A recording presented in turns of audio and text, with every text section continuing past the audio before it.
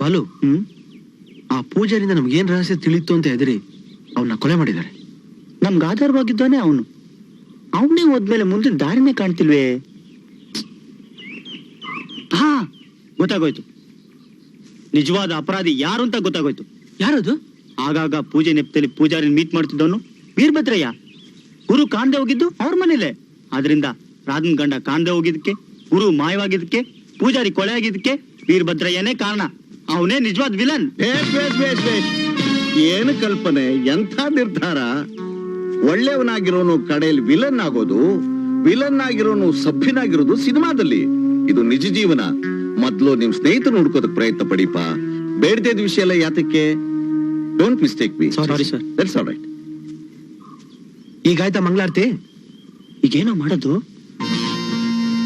ರಾಧನ್ ಗಂಡ ಕಾಣದೆ ಹೋಗಿದ್ದು ಆ ಗುಡಿ ಹತ್ರ, ಪೂಜಾರಿ ಕಾಣದೆ ಹೋಗಿದ್ದು ಆ ಗುಡಿ ಹತ್ರ. ಅಂದ್ಮೇಲೆ ಆ ಗುಡಿ ಹತ್ರ ಏನೋ ರಹಸ್ಯ ಇರ್ಬೇಕು.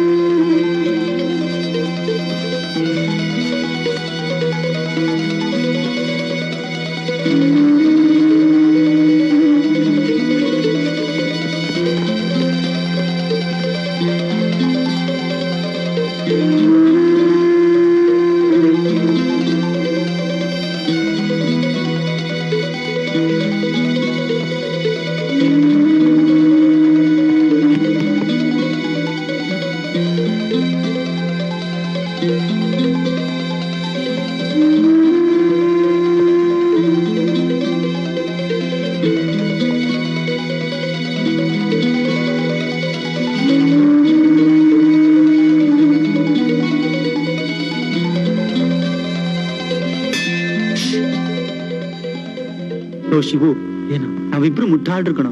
ಯಾಕೋ? ಈ ಗುಡಿ ಕಟ್ಸಿದ್ 1936 ಇಸ್ವಿ ಅಂತ ಇಲ್ಲಿ ಹಾಕಿದೆ. ಇಲ್ಲೇನಾದ್ರೂ ರಹಸ್ಯ ಇದ್ದಿದ್ರೆ ಇಷ್ಟು ದಿನ ಯಾರಿಗಾರು ತಿಳಿತೀನಿಲ್ವಾ? 1936 1936.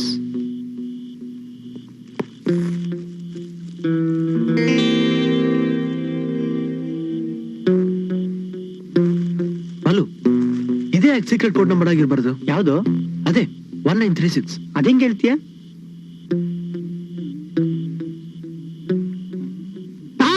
ಏನು? ಸುಮ್ಮನೆ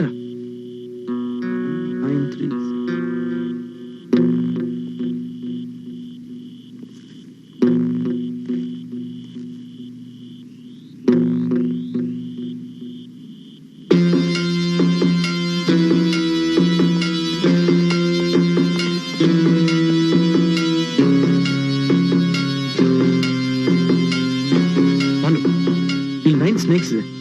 ಎದುರಲ್ಲೇ ಏನು ಸೀಕ್ರೆಟ್ ಇರಬೇಕು ನೋಡೋಣ.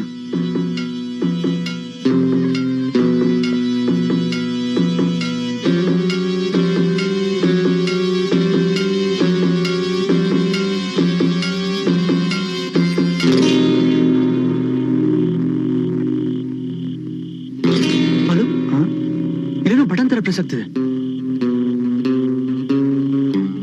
1936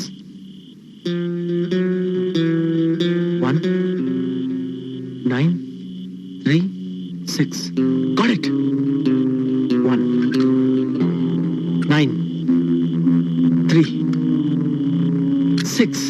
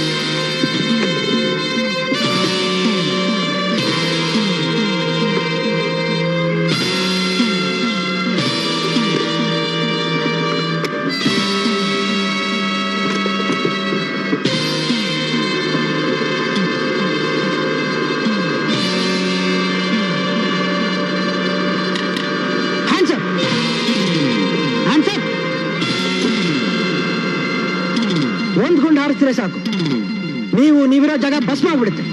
ಬನ್ನಿ ಈ ಕಡೆ.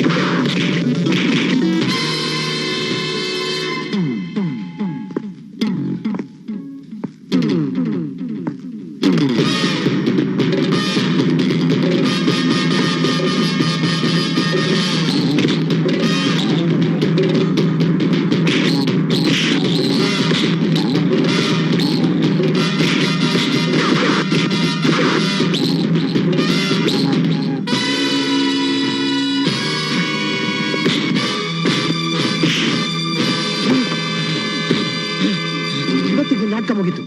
ನಿಜ ಹೇಳು, ಈ ದ್ರೋಹದ ಕೆಲಸ ಮಾಡ್ತೇನೆ ನಿಂತಾರೆ? ಅಲ್ಲ ಅಲ್ಲ, ಖಂಡಿತ ನಾನಲ್ಲ. ಸುಳ್ಳು ಹೇಳಿದ್ರೆ ಸೀಳ್ಬಿಡ್ತೀನಿ. ಹೇಳು, ಸಂಯುಕ್ತ ಕೊಲೆ ಮಾಡಿ ನಿಂತಾನೆ? ಇಲ್ಲ, ನನ್ನ ಮಾತು ನಂಬಿ, ನನಗೂ ಆ ಕೊಲೆಗೂ ಯಾವ ಸಂಬಂಧನೂ ಇಲ್ಲ. ಹಾಗಾದ್ರೆ ಕೊಲೆ ಮಾಡಿದ್ಯಾರು? ಗೋಪಾಲ್ ರಾವ್. ಒಂದ್ ದಿವಸ ಮೋಹನ್ ರಾವ್ ಅವ್ರ ಫ್ಯಾಕ್ಟ್ರಿ ಬೇಕಾದ ಮೆಷಿನರೀಸ್ ಇಂಪೋರ್ಟ್ ಮಾಡೋದಕ್ಕೋಸ್ಕರ ಡೆಲ್ಲಿಗೆ ಹೊರಟಿದ್ರು. ಡೆಲ್ಲಿಲಿ ತುಂಬಾ ಚಳಿಯಂತೆ, ಮಫ್ಲರ್ ಇಲ್ಲದೆ ತಿರುಗಾಡಬೇಡಿ. ಸೂಟ್ ಕೇಸ್ ನಲ್ಲಿ ಶಾಲು ಸ್ವೆಟರ್ ಇಟ್ಟಿದ್ದೀನಿ ನೋಡಿ. ಸಿಹಿ ಇಷ್ಟ ಅಂತ ಹೋಟ್ಲು ತಿಂಡಿ ತಿನ್ಬೇಡಿ. ಡಬ್ಬಿಲಿ ನಿಮ್ಗೆ ಇಷ್ಟವಾದ ಹೆಸರಿಟ್ಟು ಉಂಡೆ ಇಟ್ಟಿದ್ದೀನಿ. ಟೀ ಜಾಸ್ತಿ ಕುಡಿಬೇಡಿ, ಇತ್ತಾಗುತ್ತೆ. ಅದಕ್ಕೆ ಹಾರ್ಲಿಕ್ಸ್, ಊಟಕ್ಕೆ ನೆಂಚ್ಕೊಳ್ಳೋ ಉಪ್ಪಿನಕಾಯಿ ಎಲ್ಲ ಇಟ್ಟಿದ್ದೀನಿ. ಸಂಯುಕ್ತ, ನಾನೇನ್ ಡೆನ್ಮಾರ್ಕ್ ಹೋಗ್ತಿದ್ದೀನಿ? ನಾನು ಹೋಗ್ತಿರೋದು ಡೆಲ್ಲಿಗೆ. ಗೊತ್ತಿದೆ, ಹೊರಡಕ್ ಮುಂಚೆ ಏನಾದ್ರೂ ಮರ್ತಿದ್ರೆ ಜ್ಞಾಪಿಸ್ಕೊಳ್ಳಿ ಅಂತ. ಹಾ, ಮುಖ್ಯವಾದ್ನೆ ಮರ್ತು ಬಿಟ್ಟಿದ್ನಲ್ಲ.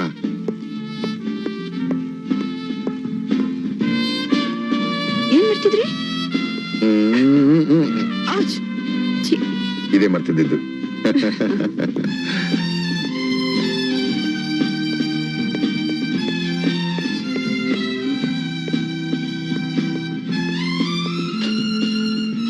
ಬರ್ಲಾ?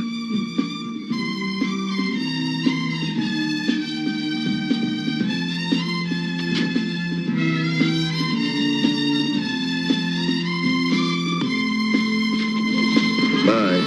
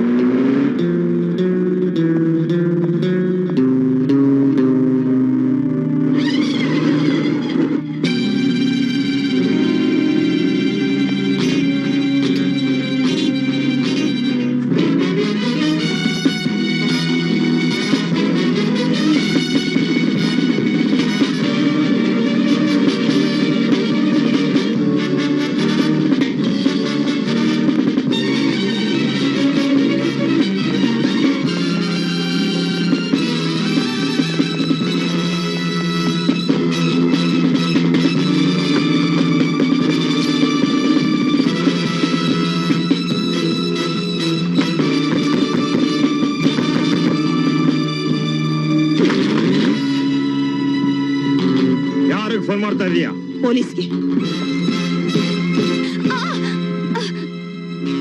ಪೊಲೀಸ್ಗೆ ಫೋನ್ ಮಾಡ್ತೀಯಾ? ಹೌದು, ನನಗೆ ತುಂಬಾ ದಿವಸದಿಂದ ಅನುಮಾನ ಇತ್ತು. ನೀನೊಬ್ಬ ಸ್ಮಗ್ಲರ್, ಸ್ಕೌಂಡ್ರಲ್, ದೇಶದ್ರೋಹಿ. ದೇಶದ್ರೋಹಿನಾ?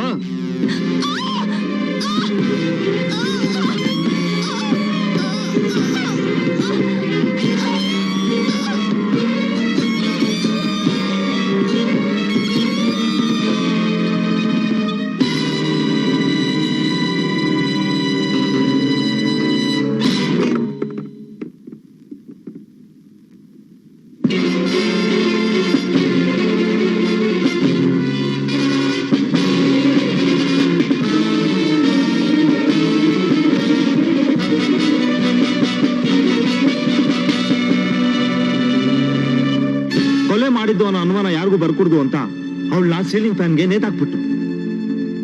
ಆದ್ರೆ ಇನ್ಸ್ಪೆಕ್ಟರ್ ಸದಾನಂದ್ ಅವ್ರು ಬಂದಾಗ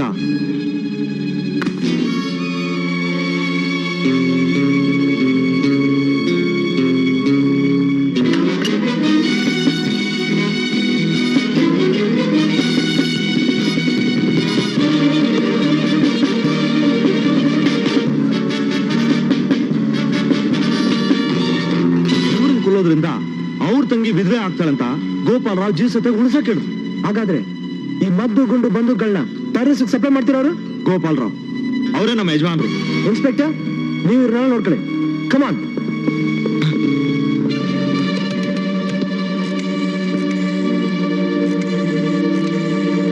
ಬಿಡಿ ಫುಲ್ಸ್ ಎಲ್ಲ ಹೋಗಿದ್ದಾರೆ.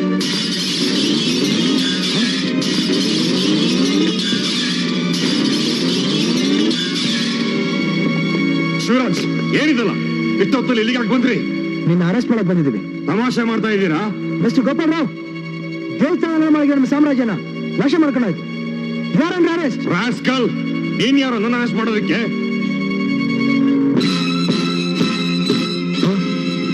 ಮೋಹನ್ ರಾವ್ ಹೆಂಡತಿ ಕೊಲೆ ಮಾಡಿದವನ್ನ ಪತ್ತೆ ಮಾಡಕ್ ಬಂದ್ರೆ ಪೊಲೀಸ್ ಆಫೀಸರ್ಸ್ ಶಿವರಾಜ್, ಬಾಲರಾಜ್, ಗುರುರಾಜ್.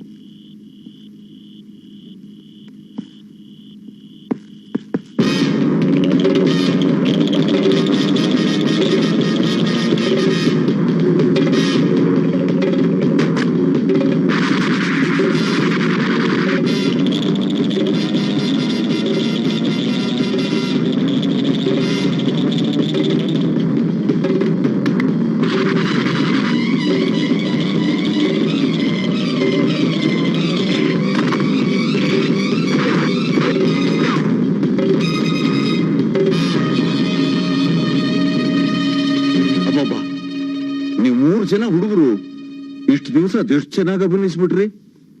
ಅಲ್ಲ, ನೀವು ಪೊಲೀಸ್ ಡಿಪಾರ್ಟ್ಮೆಂಟ್ ಅವರು ನನ್ನ ಮನೆ ಒಬ್ಬರಿಗಾರು ಬರ್ಬೇಡ್ವಾ?